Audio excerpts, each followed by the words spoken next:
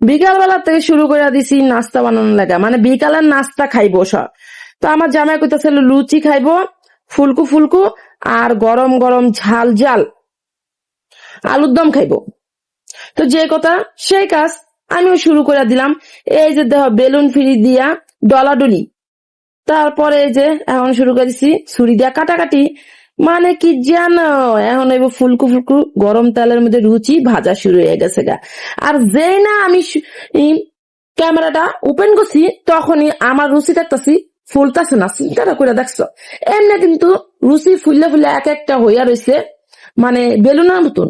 আর যখনই আমি camera on করি, ঠিক তখনই এই অবস্থায় দেখা যায়। দেখা গেছে কেমন মাথাটা গরম লাগে না? চিন্তাটা করে দেখছো, এইরকমের শুরু করে দেয়, মানে এইরকমের বেইমানি করে। রুচিও মানুষ তো করেই, আর এ অনেক দেখি রুচিও শুকেছে। এটা আবার ফুলকু ফুলকু হয়েছে, বুঝছো? দেখো একটা হয়েছে আর একটা হয় না, মানে যখন ক্যামেরাটা অন করে আজকাল। যাই হোক, এখন কিন্তু করতে করতে হয়েও গেল গা আমার। রুচি ভাজা খাইতে সেই মজা। রুচি ভাজা কে কে পছন্দ করো? আমি পছন্দ করি, কিন্তু খাই কম। যেমন দুইটা তিনটা বেশি খাই না, কারণ তেলে ভাজা তো। তেলে ভাজা আমার আবার গ্যাস্ট্রিকের সমস্যা, এই কারণে। তো এক জায়গাতে আবার বানাইতাছি, আরেক জায়গাতে আবার ভাজতাছি। মানে একটা মানুষ, আমরা মাইয়া মানুষ, আমাকে কত হাত পাও। মানে আমার মনে হয় কি আর 5-10টা থাকলে ভালোই তো। ওদিকে কাপড় কাচতেও পারতাম, আর ওদিক দিয়ে আবার রাঁধতে পারতাম। মানে আমরা মাইয়া মানুষ এত দূরে ফেলায় ফেলায় ফেলে আমার কাম করতে লাগে। তো এই তো আমি কিন্তু এদিকটা রুচি বানাইতাছি, বেলতাছি, ভাজতাছি। আবার ওদিকটা জানো কি বয়সী, ওদিকটা আবার আলুর দম হইতাছিল। তো এটা না আমি তোমাকে ভিডিও করতে ভুলে গেছি গা। মানে আমি আছি রুচি লিয়ে ব্যস্ত আছি, আলুর দম একটু পর পর গিয়া করি, মানে নাড়াচাড়া করি। তো এদিকটা দেখা হয় যে সুন্দর করে ডলাডুলি করতেছি।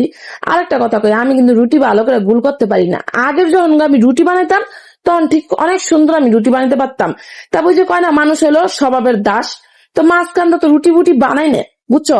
মানে রেডিমেড আইনা রুটি খাই। তো এই অভ্যাসটা গেছে গা। অনেক কি হয় জানো, অনেক গুল হইতে চায় না। তো দেখলাম রুচি বানাইতে গিয়া না ভালোই গুল হইছে, মোটামুটি ভাবে আর কি চলে আর কি। তো আবার অনেকে হাসছো না আমার রুটি বানানো গুল হয় না দেখা। তো যাই হোক, এটা দেখাইলাম না। তো এদিকটা কিন্তু সুন্দর করে আমি কাজ কাম করতেছি, আর ওদিকটা আমার জামাই বইয়া বইয়া অপেক্ষা করতেছে, পোলাও অপেক্ষা করতেছে। আর এই তো দেখো কত সুন্দর ঝাল ঝাল হয়েছে এই তো আলুর দমটা, আর কালারটা অনেক সুন্দর হয়েছে, দেখছো? আর খাইতো না, বিশ্বাস করো অনেক মজা হয়েছে। এরকম আর করে আলুর দম রানলে কিন্তু অনেক মজা লাগে।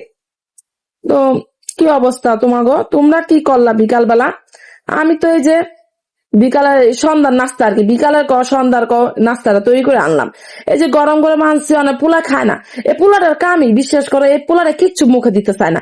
ওরা দইরা দইরা গুতা গুতা মুখে দিতে লাগে, এই চিল্লাচিল্লি শুরু করে দেয়। তো এই যে পোলায় ঘুরতেছে কাটতেছে, আমি আমার শাশুড়ি আমার জামাই মিল্লা জিল্লা আমরা খাইতাছিলাম।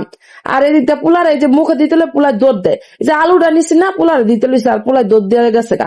তো যাই হোক, ধৈর্য সহকারে পোলা পানি খাওয়াইতে লাগে। কিছু তো আর করার নেই, পোলাপানি এমনই করবো।